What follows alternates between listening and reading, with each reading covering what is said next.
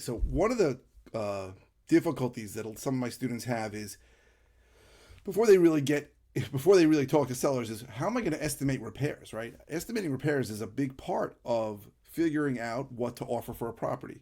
And I have a very, very simple way to break these things down. The thing that you do first and foremost is you take pictures so that you can remember what needs to be done. And it's not as simple as, hey, a kitchen costs $20,000 and a bathroom costs $10,000. Because in a lot of situations, I teach my students how to make a bathroom look completely different for $1,000 and how to make a kitchen look really good for $2,000 or maybe $4,000 if it needs appliances too.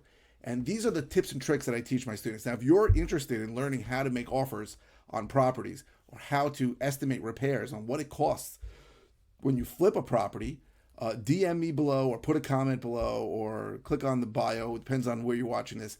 And I can put in your name, your phone number, and your email address and write repairs.